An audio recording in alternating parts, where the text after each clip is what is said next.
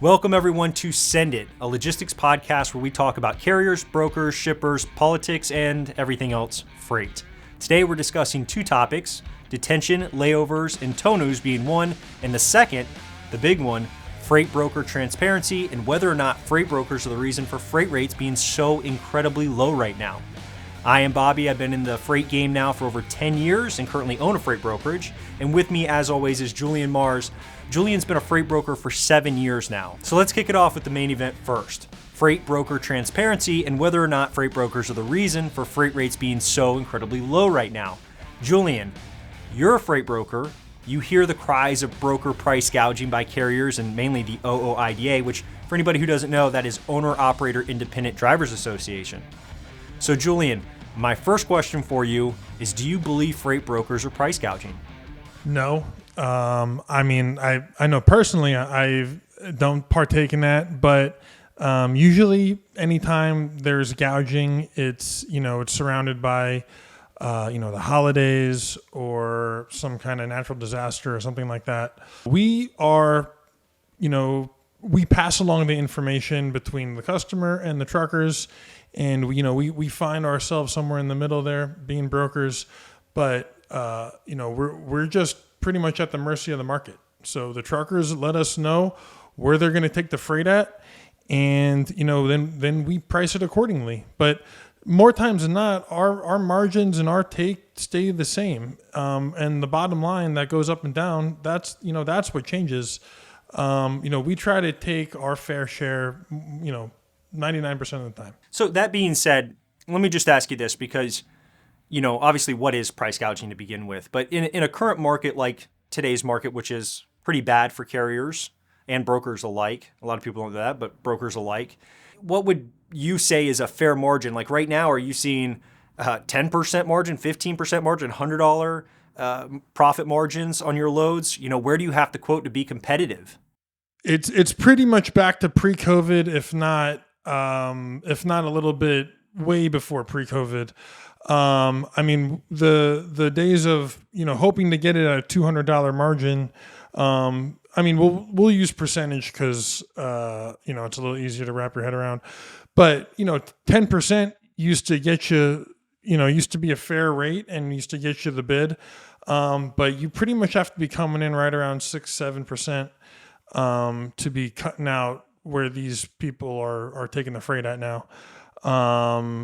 It's as low as I could remember it in a long, long time. And of course that depends. If it's a $400 load, you're not moving it for 6 or 7%. You're probably going to be around 25% or making $100, But obviously if it's a $3,000 load, you're not going to be making the same percentage. Is that fair to say? Yeah. And I'm seeing a little bit of a late produce season out of Florida right now where rates are, we're kind of getting that increase a little bit with the vans. I was moving flatbeds out of Central Florida a couple of weeks for the past month or so now, and they were going on flatbeds, but we found out that they could also go on vans now, but they're going for the same rates. Vans are actually more expensive than the flatbeds right now coming out of Central Florida, which is, a sign of produce season kind of kicking off here. And a bit late, it seems. This is typically the time it would almost be wrapping up. Yeah, definitely late for Florida. This time might be a little bit more popular for, your Texas, fruits coming out of El Paso and Laredo and stuff like that. But Florida's typically earlier, but I haven't really seen, I think across the board, personally, I haven't seen any activity until just recently coming out of Florida there. So I could be wrong. Your opinion, though, is that freight brokers price gouging really isn't an issue. That's not a main thing. Sure, maybe I got to say, there's probably some carriers or some brokers out there that are charging customers X amount of money and paying carriers significantly less, right? And we'll talk about that here in a minute and why carriers are even taking these rates to begin with. But as a whole, I don't think that's true at all. I think brokers are really hurting right now, just as badly as carriers are, and to say that brokers are making 50 or 60% on a load is just false. It's completely false from what I've been able to see. Yeah, show me that customer. That would be wonderful. But no, customers have caught on that the COVID pricing and the need and everyone was ordering Amazon boxes. It's all everyone was doing all day of the week. So the constant need for trucking and incoming goods was at an all-time high, and the customers knew it. And the most important thing was securing that capacity and making sure those goods were on the road. But now all that has changed. Customers have caught on that that is not the same market.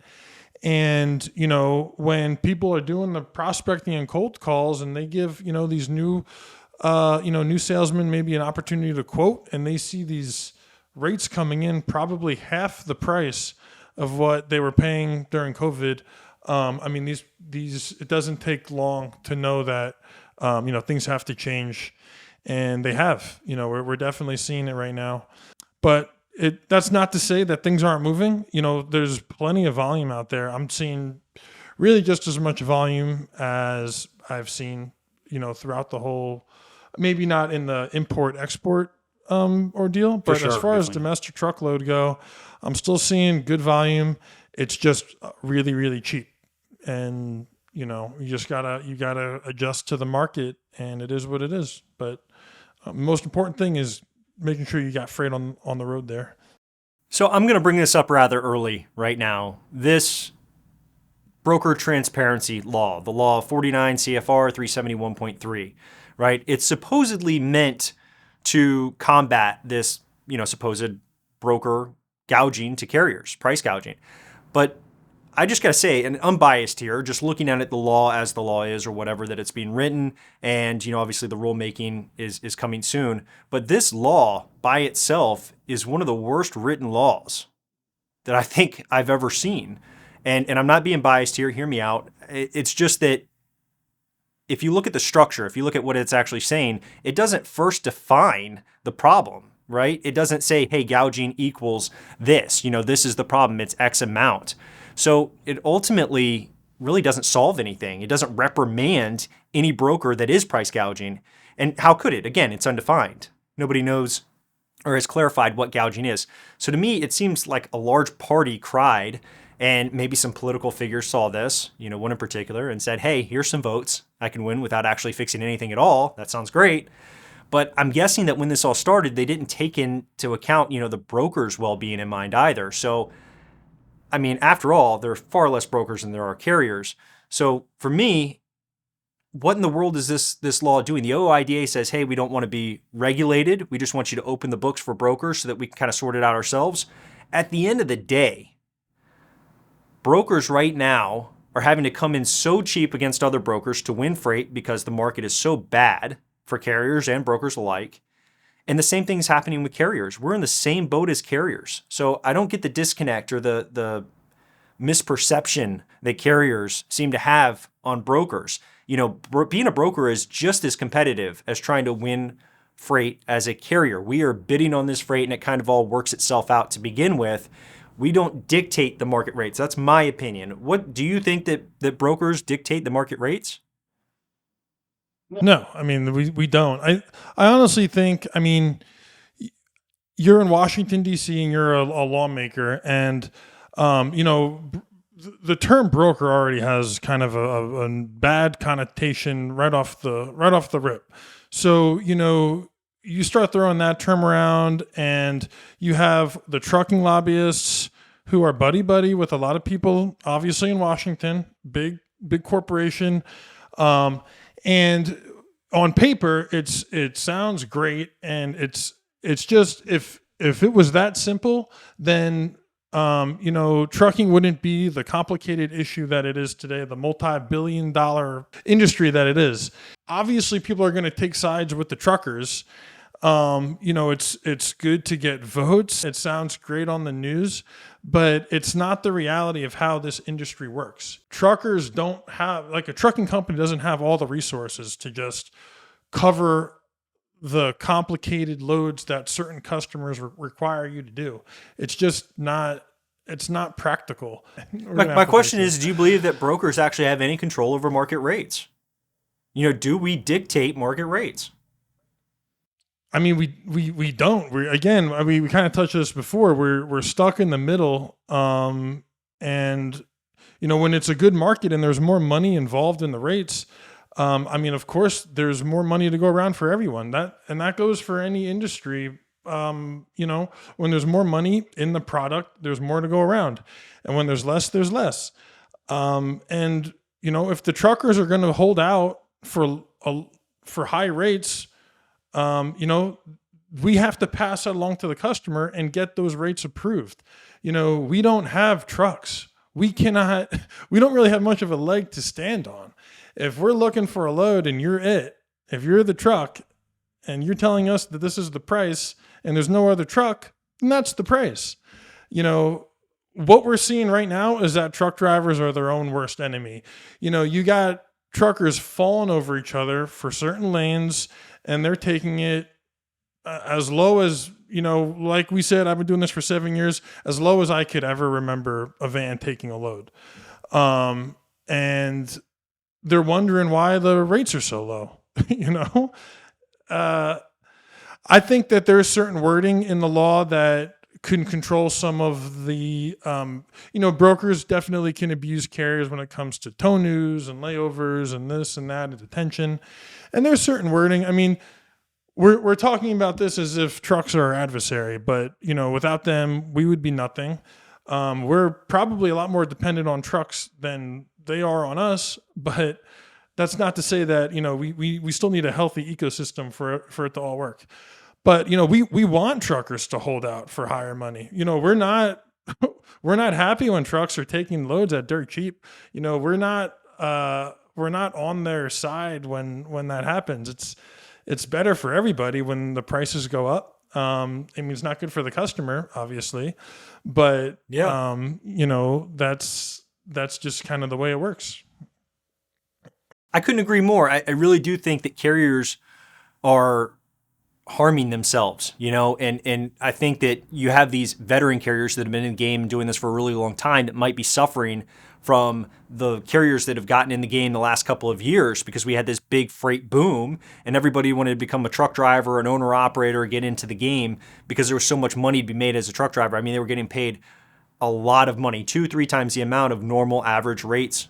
The people who bought their trucks and their trailers at inflated prices over the last couple of years because everything was so expensive, they're now in this market too. And they're having to deal with these terrible rates and they're just trying to survive. And I have to wonder if some of them are just really bad at business, though, that they don't know sometimes if they're losing money. And then even if they do know and say, hey, okay, I'm going to lose $100 on this, their threshold to lose is a problem. Every single load that anybody takes should at least be profitable. If you have to break even maybe on one load or two loads, that's fine. But if you're not actually being profitable on a load by load basis, you're going to go out of business. I mean, that's just what it is. And at the end of the day, out of the three parties in a broker transaction, the shipper, the broker obviously, and the carrier, only one of those can actually say, hey, no, I'm not going to take it for this rate, and that's final. I'm only going to take it for X amount of dollars and stick to it. And so we've seen in the past, and this is really important, we've seen DOT weeks in the past. Obviously there's less trucks on the road. What happens? Rates go up. That's supply and demand, right? That's a perfect example. And so you can say, okay, during these holidays and things, there's supply and demand. But there's another example that I've looked at where it's holidays and the rates rise. Supply and demand, not necessarily. So I'm not talking about Thanksgiving or Christmas or holidays like that even. I'm talking about Memorial Day, Veterans Day, Columbus Day, days like that, okay? Where there's actually the same amount of carriers or very, very little takeoff during those holidays, what we've seen as far as data goes. And there's more customers that close than actual carriers on some of these days. And so we have more carriers, we have less freight, yet the rates rise, which is crazy. That's the opposite of what supply and demand effect should have on the market. And it's simply because all of these carriers come together and say, hey, I'm not taking this for less than this amount per mile because of it's a holiday, And so with every carrier just asking for it, the customers pay more money just because they all asked for it in unity, right? In unison. And so it just shows that carriers definitely have the power, okay? There's supply and demand, and that will have an influence on the market, but it does not have control on it. It has an influence. Carriers are in control, and if they would just stick to their rates, then they would get paid what they're asking for. But the problem is carriers are hurting other carriers. And that's the honest truth. And if you're a carrier watching, it's unfortunate, but you have to be mindful of it. That is what's happening. And I'm going to give you one more example and tell you that it's not brokers. If you're a carrier, you need to understand this. Brokers prefer a market that's advantageous to carriers. We make more money when you make more money. We prefer the market to be tight when we have more value, because customers have to come to us and say, hey, it's hard to find a truck right now. What can you do? What kind of network do you have that you can utilize to be able to fulfill my need and get my load off of my dock? That's where we have value. And so that's very, very important that you guys understand as carriers, we are in the same boat. We want a tight market. We want a market where you actually get paid more money. We can't control it though. Sometimes the customer benefits, sometimes the carriers and brokers benefit, but brokers do benefit more when carriers are getting paid more. So please understand that.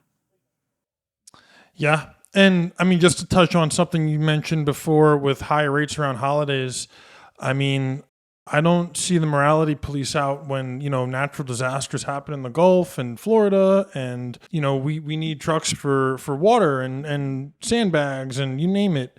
And do they give us charity rates? No. The rates are double, triple, quadruple, astronomical, and they know that they're going to pay them. I mean, what's the alternative? People are going to suffer and die?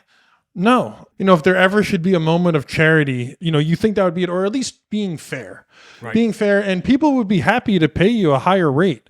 But, some of the rates that we've seen during post-hurricane and FEMA cleanup would make your head spin, make you sick to your stomach. Again, as being in the middle, for something like that, I'm trying to not take more than my fair share. I mean, even if the rates are higher, you're just happy to help. All right, so I personally have never hauled FEMA freight before, but I do know other brokers that have hauled it. But one thing I have kind of thought about and wondered, me being in Florida where we do have a lot of hurricanes that happen every few years, the state, it goes into a state of emergency quite often. And when you're in a state of emergency, when it's a declared state of emergency, there are different laws that go into place. And one of those is against price gouging. And usually you see these things against roofing companies, because whenever there's a hurricane, you're going to get a lot of roof damage a lot of the time. Or if you have flooding, it's going to be flooring and drywall. And so one of the laws that's in place whenever it's a state of emergency is that they look at those rates that are being supplied by contractors, by people doing the work on these homes. And if they are proven to be price gouging, which I'm not sure what the definition of it is for that particular thing, but it's defined at least, right? And then there's reprimands for it. I get that a lot of carriers aren't from Florida, but if the load is going to Florida or coming from Florida or whatever state it is that's in a state of emergency, a declared state of emergency, does that not apply to carriers? Which again, I just want to say this, when carriers make a ton of money and they're out there and they're really profiting, and to the point where it can make us upset sometimes, because if we have a certain amount of money in a load, yeah, we do like carriers getting paid a lot of money, but when we already have a certain amount of money in a load and they're asking for astronomical figures for the average rate at that time, well, it makes us hard to move it, right, without losing money. And sometimes brokers do lose money, and that's something that we have to deal with. But in that instance, I am not mad at carriers. If carriers can get paid what they're asking for, even if I lose money, whatever, I'm not upset about it. It is a free market. They should be able to make as much money as they ask for. If it gets approved and a customer says, hey, I'm going to pay it, and that's all the carrier will do, that's fine. If they're making a ton of money, even if I lose money on a load, I'm 100% fine with it. That's fair. But I would like to see the same thing go into effect the other way around, okay? Brokers aren't going to make near as much money as a carrier can make on a load. That's just a fact. If there's carriers or brokers rather out there that are making $1,000 a load, then it's probably on a $6,000 load. In which case you just have to say, hey, is that fair? And that's really up to anybody to decide. But it doesn't matter because it's a free market. And if you're a carrier and you look at all of the bills you have to pay and you just say, hey, I need to be at X amount of dollars per mile or per day or per load, whatever, and you decide to take a load and you accept it, then that's your business choice. And there shouldn't be any other discussion around it. So the thing that gets me a little upset about the broker transparency is you are in business to do business by making business decisions. period. You don't have to use brokers. Brokers aren't mandatory. We are optional. We're an optional service, which gets me a little upset when, the FMCSA is actually going along with the requests of the OOIDA and other carriers to regulate an optional service, which sounds so ridiculous every time I say it. How can you regulate something that's not mandatory? I'm not sure if that's ever been done. I actually like what you said about it being a business choice because, if I were a customer moving, let's say, a load for the military or a big contract and it needed to go out, it's ready 10 p.m. on a Saturday night. Some customers want that broker to make a lot of money, drop everything they're doing, work on the weekend till the wee hours of the night to find you a truck. And they want it to be worth your time. It's a business decision by the customer. If he or she only wanted to work with truckers, then she would only work with truckers. But that business model has proven unsuccessful 100% of the time. For to cover 100% of a person's freight. Not every shipper is created equally. Not every business is created equally. So to blanket statement this, it really just goes to show a couple truckers who got treated unfairly, but they probably just didn't know how to run a business. Maybe they were new and they got taken advantage of. And it seems like a kicking and screaming type of law to me. And I don't mean to say that again because I don't want to become off as adversary against truckers, but I would imagine more truckers disagree with this than people might think. They're putting the guys in front of the microphones and the video cameras who are behind it because obviously that's what DC and the lawmakers and the lobbyists want to promote. But I think more truckers than not know that they wouldn't get paid as well as they do without us. They wouldn't be able to find the loads or the freight for these really high-paying loads without us. You're running contract freight all the time. You don't even have the option to hit the spot market. You have no idea how many customers called me around COVID and said, "Oh, these carriers we've worked with for 20 years, they've left us high and dry because of this spot market, like they've never even existed." You think, the bonds between these truckers are as strong as anything could be until they see the rates out there that they can get in the market by brokers, what we're paying them. Then that all goes out the window and everyone's, looking for help. So I think everyone really needs to just take a step back and think about what this law would do. And just to circle back to more truckers probably being on the side of brokers on this, I have yet to hear a single carrier call me on a load that I booked with them to hear what the rate is and the transparency of it all. So, I know the rulemaking isn't made yet. The law is in place. But even if a carrier I haven't even heard anyone bring it up. So that could just be, again, a personal experience for me, whereas other people are hearing other things. But it has been a non-issue other than in the news so far. Yeah, so the rulemaking is the most important part here, right? Because right now, you basically have the law that if a carrier asks for it, you have to give it to them. And carriers don't want to ask for it, they're saying, because they're afraid that they'll get blacklisted by these brokerages. So clearly, they need brokerages, which honestly isn't even the case. If you're a carrier and you're opening up a business and you want to go out and you want to try to find freight, if you're opening a business with the sole game plan, your business plan is I'm going to get freight from brokers to be successful, that's a problem, in my opinion. You need to go out and you need to find your own customers and do your thing. And brokers are completely fine with that. We're here for when you need us. We're here for when customers need us. And we always have this network of, carriers that are in a certain spot that they're not used to. We can get them out. If they need a backhaul, we got something for them. And that's kind of the role that we can play. But we're definitely an optional service. Yeah. Again, you like you said before, it's a business decision. For the customer. How many times do we call a company and they say, no, we don't work with brokers, or we only work with truckers, or asset-based only companies? That's great. That's a business decision. We put you on. We'll call you next year, see if anything changed. If not, great.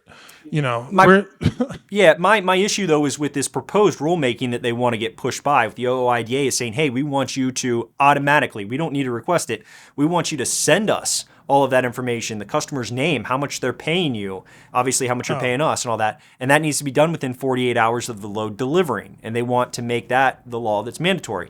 So because they're afraid that brokers are going to blacklist them, they won't be able to get any loads anymore if they ask for it. So here's my issue with that though, is carriers do not know how hard it is to become a successful broker. It's extremely difficult, okay? About 75% of brokers fail their very first year trying to become a broker, right?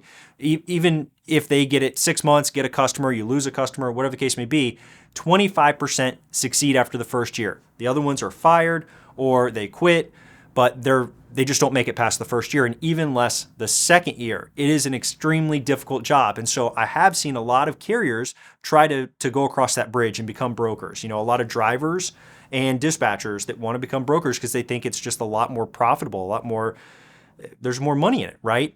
Well, most of them fail. And even if they don't fail, I've never heard a single one not say, wow, this is way harder than I thought it was going to be. All of them think it's way harder than I thought it'd be. So they underestimate the job of being a broker, but the biggest part of being a broker is actually building your book of business and going out and getting those customers. And so when you have rulemaking like this, it puts a broker's book in jeopardy. And that's a really bad thing that I don't think everybody's thinking of, because these are honestly, it's trade secrets. I mean, it's company information.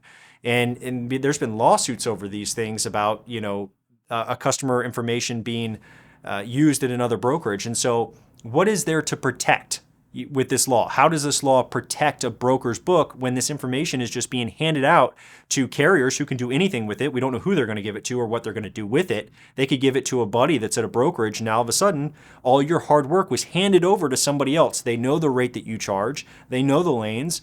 They have a carrier that you just used that's a buddy of theirs that's willing to do it for $50 less or whatever the case may be. They have an in, right? They've already ran that lane. And so that's an unfair advantage. That's what it is. And it's using somebody else's success and it's stealing it and giving it to somebody else. And on top of that, we're talking about maybe giving it to, a friend that's at a brokerage. What if that carrier that you hired also has a brokerage division in the same company? Essentially, you're giving your customers information to a competitor at this point. How in the world did this get passed? And who was looking out for the brokers when this was made? Who actually looked at everything, laid it out on a table and said, yeah, this seems fair. From your standpoint, what I gathered from what you said, you believe carriers are carriers' biggest problem right now. Yeah, the role of protection that we serve on both sides of the aisle is very underestimated. We're going full circle here because, the truckers are their own worst enemy. If they all stayed high, they would get the price. And just from a liability standpoint, we have an instance from a couple weeks ago where I had a truck crash the load. The trucker wasn't insured by the company. The company itself had insurance. I did my part. I called the insurance company. I made sure that truck was insured, had an active policy. What I didn't do was make sure that the driver himself was on the policy, because why would a trucker put another driver in the truck who's not insured? But they did, and I cut a check to my customer, no questions asked. They're paid in full, and now Bobby is left here dealing with the fun part of the legal aspect of it, going after the carrier. It's going to be a whole ordeal that's probably going to take the entire year. And we handle that, and the customer never has to think twice about it. If we weren't there, they would be wondering how to come, who's going to pay them for this money? This is why we're here. We serve a purpose. It's not like we're just here trying to steal money from everybody. Yeah, to answer your question, truckers are their own worst enemy. Yeah, I mean, there's a lot to be said. I mean, there could be a whole segment on, the broker's place in the market, the liability that we cover for the customer. our network for the customer and also the carrier. Obviously, we have the bond, make sure that they get paid. They don't have that with customers. But we're going to move on to the next one here. And so this next segment that we have is called What's the Problem?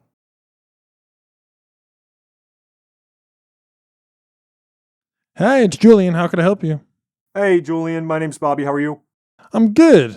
Good. I'm calling about that load you got from Texas over to Alabama. How much you paying on that one? Yeah, what's your MC? All right, I got you here. This is H&H Solutions. All righty. So I am seeing some rebrokering on your report here. You guys out of Newark, Delaware? Yep. All right, let's see here. Let's see if I could read some of these reports. MC is part of a triple broker scheme. We booked load with MC. Oh, another MC. So they booked 1489411. Is that also you guys? DNS Roadway? Nope. Okay, because they rebrokered our load to H&H Solutions and then rebrokered it to Real. So this is not looking good. Is there a problem? Yeah, this is going to be we're going to have to put you on the do not call list here, my friend. Thank you. All right, so our final topic of discussion today is going to be detention, layovers, and TONUs, or truck order not used. What is fair? So first, let's talk about detention. Julian, what do you think's fair? I don't think anything over $50 an hour is fair. I think that's the most anyone should pay for detention after 2 hours. And as a service to the customer, trying to provide a cheaper price, I try to come in to $35 to $45 personally. Just because 50 is typically what is standard. Yeah, I would definitely agree with that. And one thing I want to talk about two actually different things here. Number one is drayage. However, when it comes to drayage, it's typically a lot more expensive. Why do you think that is, Julian? Yeah, I mean, you're right. I forgot to mention that the first go around. Container freight, you're probably looking between 75 and I've seen as high as 110 an hour for, and some carriers will only give you 1 hour free. A lot of times you have to ask for that second hour. And that has to come with volume. If you're giving the carrier a lot of volume, they're more easy to work with on stuff like detention and the hours of free time and stuff like that. But the reason why they're a little bit more expensive is because they have to keep moving. They cannot afford to get stuck, run out of hours. These guys have day cabs, whereas a trucker has a little bit more, over the road, full truckload trucker has a little bit more options. Some of those sleeper cabs look nicer than my house, to be honest with you. But, if they get stuck, you give them their rightfully owed detention and layovers, but they got a place to sleep. And, it was going to take overnight anyway. It just kind of delays their process. Whereas if you don't get the container out in time, there's all kinds of different stuff you're juggling, from the steamship lines to the rails to the driver hours to getting that container street turned for a load scheduled tomorrow. The list goes on and on and on. The time organization is a lot more important when it comes to the drayage. And I think that's why it's more expensive. Well, let me ask you this because, I am used to seeing drayage obviously has always been a little bit more expensive, sometimes $50, $65 an hour, $75, but it was negotiable down to about $50 before the pandemic. Now, since we did see the pandemic and we saw all that congestion, the rates rose because if they could get one more container out a day, it was worth, their time was worth so much more at that point. But now that container volumes, as far as imports, are down 50%, which is insane, down 50% year over year. Are we going to see some of these, or have we already started to see some of these detention costs or other costs start coming down substantially? Because I know flat rates, just their line hauls have come down, but has detention started coming down as well? I haven't really seen anything go down on the accessory front. Okay. That would really come through maybe a good relationship and, again, volume with the carrier being able to work out a rate, or, if you're with good volume and the customer is just notorious for, it just takes 3 hours to unload. It just does. You know what I mean? Getting them to agree to that third hour free, could really make or break at least your account with the customer. If you can call and say, hey, I got a guy who'll give you 3 hours free. A lot of customers will jump all over that for certain loads. As you were saying before, the containers were really congested, so it was beneficial for everybody. It always is to get the trucks in and out. But when you're fighting last free days and there's only many trucks and they have to get empty to pull that same day or that next morning, you now have a bill of a couple $100 to get that container out, all because you took an extra hour to unload that truck. So on top of getting that container demurred, you now also have detention to pay. So it all stacks up, and it's easier said than done. But if you get those guys in and out, it makes everybody's lives a lot easier. So let me make sure I got this clear, because this is what I understood from what you said. We had congestion issues. We had way too much imports coming in. We didn't have enough carriers. Last free days were not being met. Carriers saw that they could leverage themselves on these opportunities in a free market, which I'm completely fine for. Rates skyrocketed for just about everything. Basically what you said is carriers were in control and they took advantage, which is not a bad thing. Sometimes some people say, it's like ignorance, right? It's a word that people have a negative connotation towards. Same thing with taking advantage. They took advantage of a situation. Good for them, but they do have the power. And in a very good market for them, the rates rose astronomically. And now in a bad market for them, they kind of just got to tough it out. And I think the FMCSA should look at this and say, okay, these are market conditions.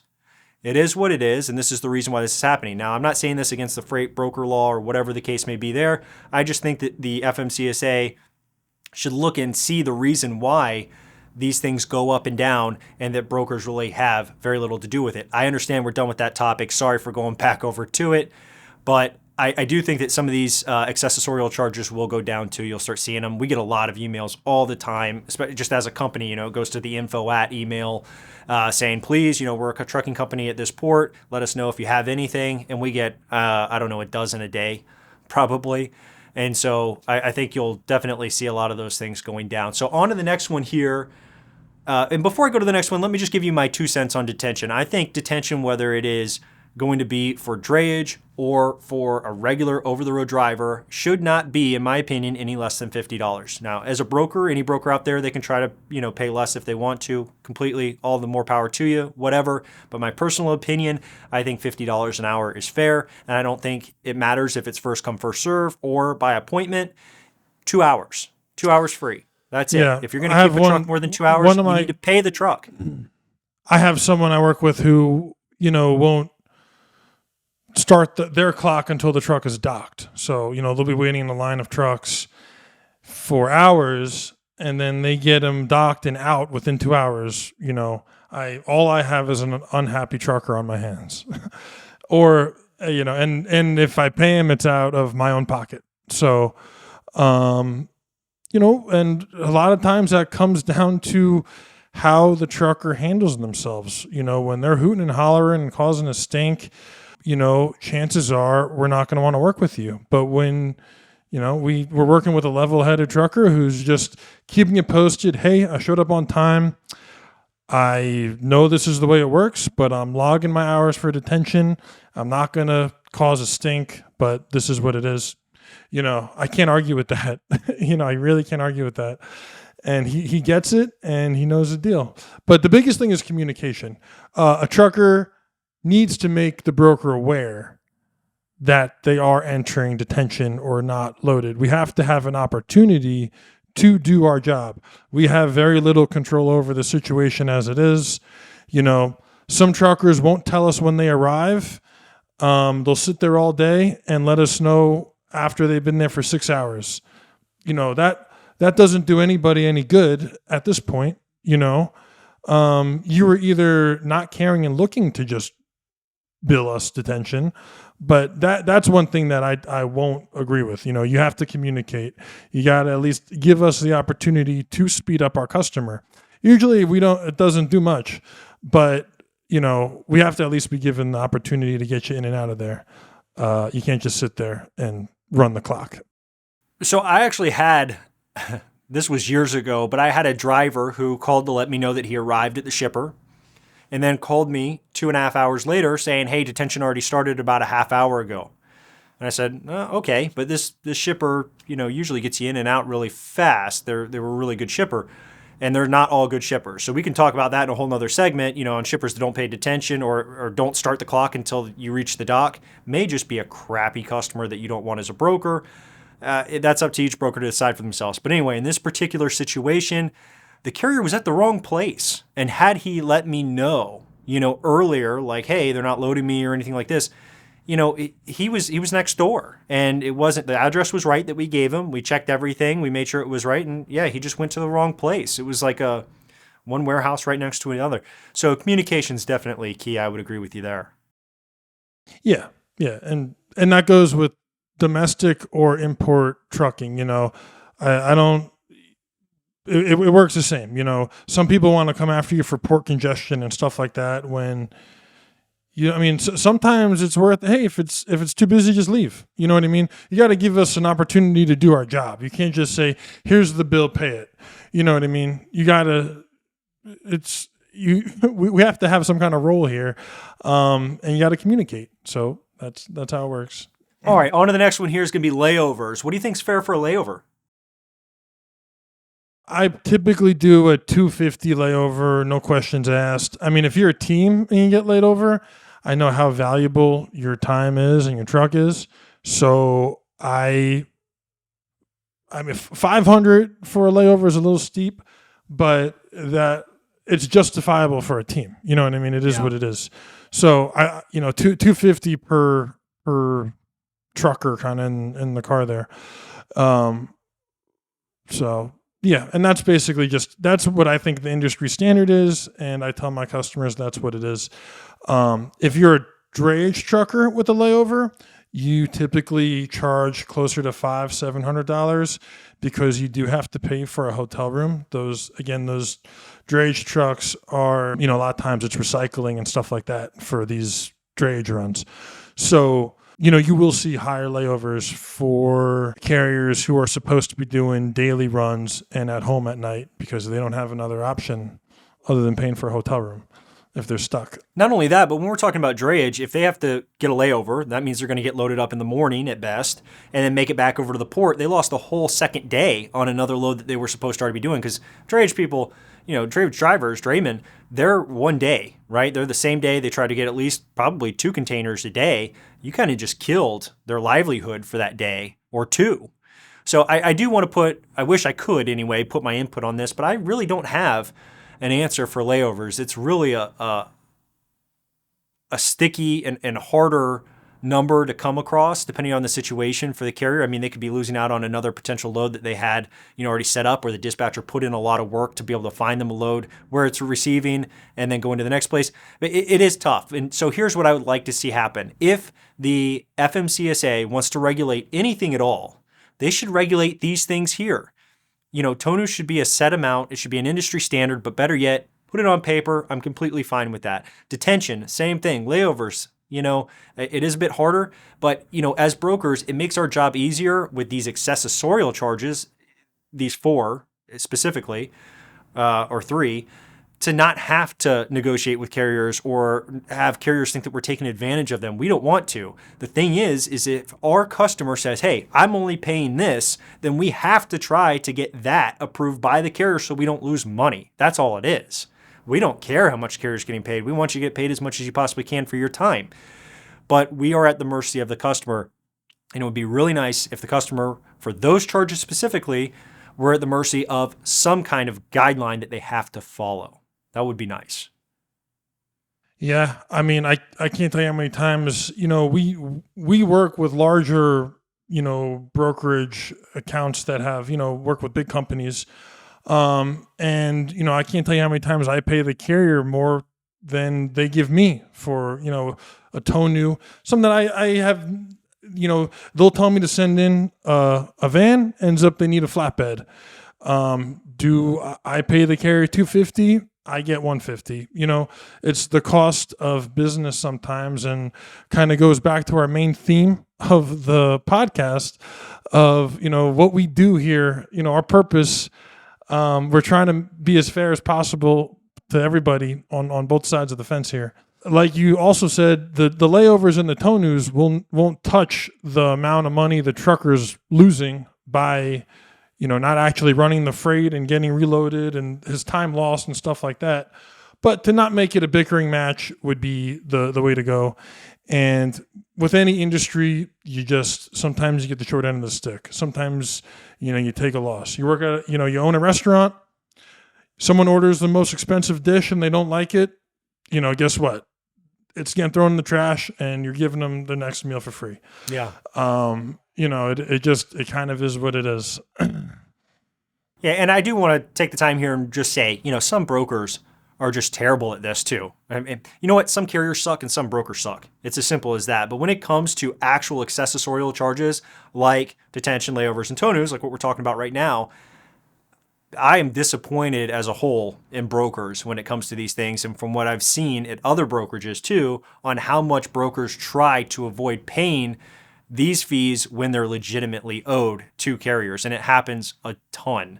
And it doesn't happen, here at League. I surely hope not, but we're pretty strict. You pay carriers, the fair amount, and you build that relationship and everybody's happy. There's a lot of bad carriers out there that we don't want to work with, but there's a lot of good ones out there too. And to be able to find those good carriers, they have to first like and think that we're a good brokerage. And so, you can't ever build a good network if you're a bad brokerage. But I would like to see something coming in here where it just says brokers, you are liable for this, and better yet, customers as well. So let's just jump over to the last one, which is truck order not used. What do you think is fair for a standard truck order not used? And let me give you different scenarios because standard is actually pretty hard to determine here, right? So let's say in this example that you send a carrier a rate con for a load that needs to be picked up in the next 4 hours or so. You send it to him 15 minutes ago. The carrier hasn't actually started over on his way to pick up the load. Do you need to pay him a truck order not used? And if so, how much? I mean, if he hasn't started on his way yet, in this situation, it sounds like the carrier had his day planned to pick up your load. It got canceled. The fault of the customer, not at the fault of the carrier here. And it sounds like they would be owed a TONU, but since they weren't en route yet, we would try to negotiate the 150. If they wanted to come after for the whole 250, that is their right, and we can ask it for the customer. As a service to both, I would try to only bill the customer 150. And typically for these things, I don't try to take a margin on the TONUs and stuff like that, unless it's really costing me time. But if it's a good customer, everyone's happy, and this is just an unfortunate thing, I want to just keep everybody as happy as possible. I want the trucker to work with me again. I want the customer to send me more freight. So just try to be as fair as possible.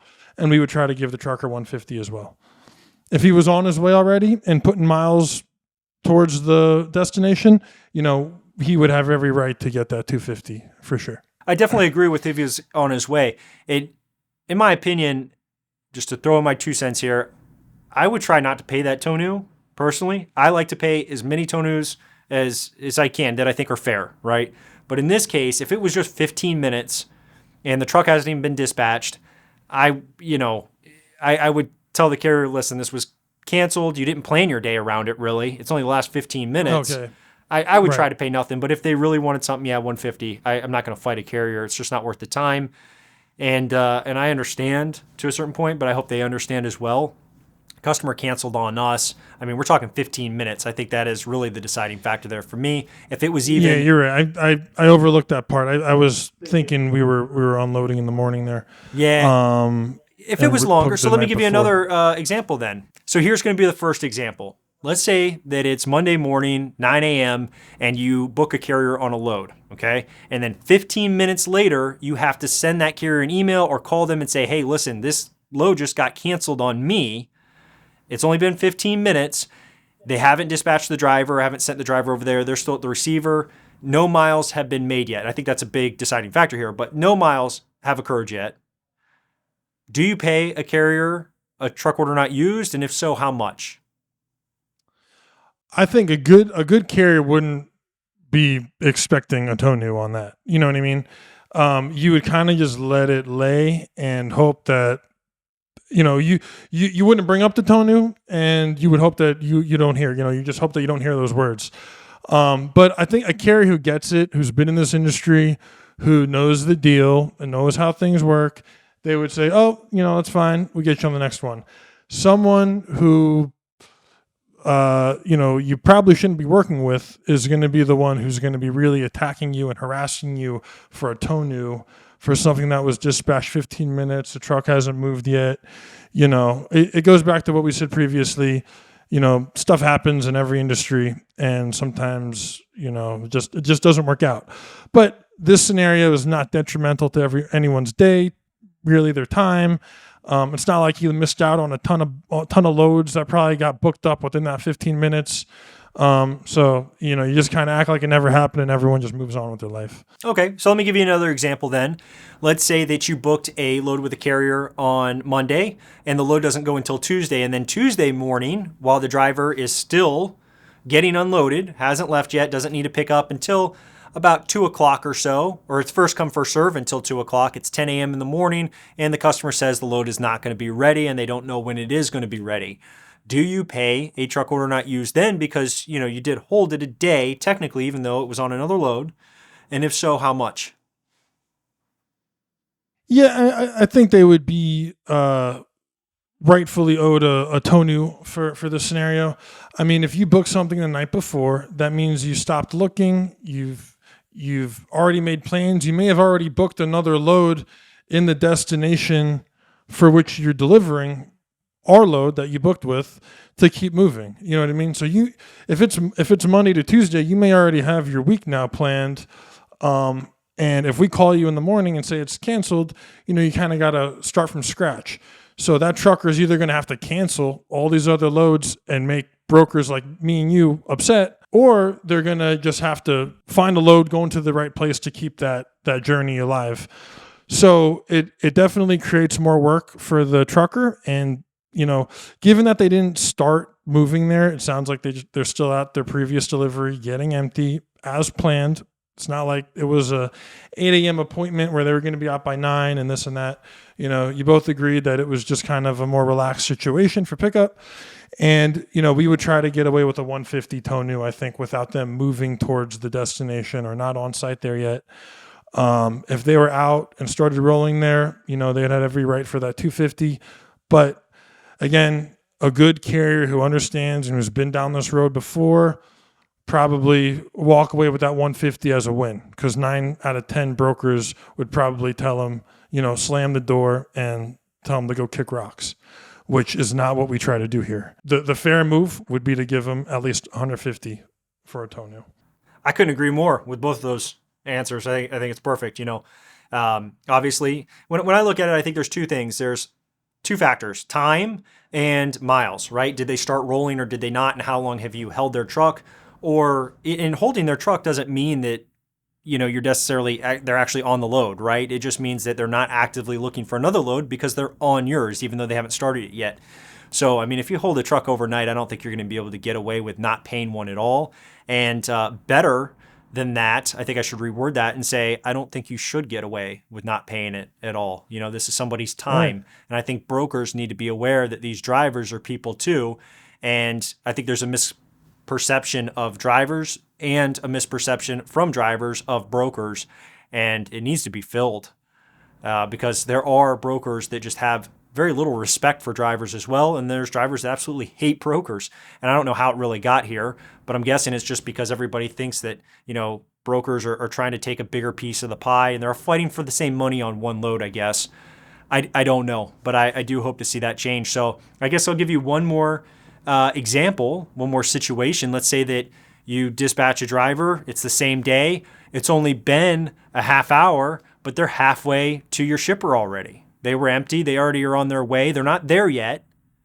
What do you do now? Do you pay them a TONU? And if so, how much? Yeah, if the customer, sometimes brokers will dispatch a load too early. they think they're going to get the load or they think it's good or something. As long as that customer told you to send that truck, and you have email writing of it, and then they come back and cancel that load while after you told them, hey, this truck is dispatched, it's going to be here now, blah, blah, blah. And they say, great, send the truck. And then they come back and say to cancel it, that would be a TONU. Really, everyone has to learn in this industry to not jump the gun. And that is how you kind of keep everybody intact. Because going back to what you said before, it's very easy to not treat these guys like humans. I'm going to push this button and send this truck on the way, not thinking that it's a real human being who may be, missing something that his kids have going on to go pick up your load, or, it could be a million different things. They're spending money, they're burning fuel to get to your pickup, which you asked for. So in that case, you got to pay the $250 if you just canceled it. All right, one final one. All right, I talked about two factors, and this one's kind of a curveball. So one factor being time, the other factor being miles, actually rolling, right? The costs associated, because when you're rolling, there's an actual cost associated besides the dispatcher's time. That being said, half of that, right, the first factor, is also a factor that brokers have. And so when a carrier falls out on a broker last minute, whether it be for another load or for whatever reason it might be, and puts us in a bad spot to the point where we only have an hour to recover and it's probably just not going to go, we're going to look bad in front of our customer, there is no repercussion that way. Should there be? I don't know. I mean, is this even something to talk about? Is this just starting a mess? I don't know, but I think that you do have to look at it that way. I mean, we talked about an example where you said 150 should at least be given because no miles were ran, but you held it overnight. I mean, we run into this issue quite a bit. Carriers taking things for maybe even just other loads. We don't really know the reason, or at least if the reason's honest all the time. What are your thoughts on that? I mean, sure, it would be great to. There's just no plausible way of doing it that I could even think of. You'd have to have people almost hooked up to lie detector tests and then their bank accounts hooked up to that. You know what I mean? Well, not necessarily. I mean, hear me out. We don't know if they're telling us the truth when we pay them a truck order not used, right? And I'm happy to pay it, okay? I'm not against this at all. But, the opposite effect, it is financially harmful. The best we the can do is, the only thing that we have is the monitoring, carrier 411, stuff like that, to just let others know the kind of carrier and kind of people you're dealing with. There's no BRONU. What? There's no BRONU, broker order not used. That would be great. Yeah. Some carriers, if they're absurdly late and they still pick up the load, you know what I mean? You can ding some money off the rate for late fees and stuff like that and whatever.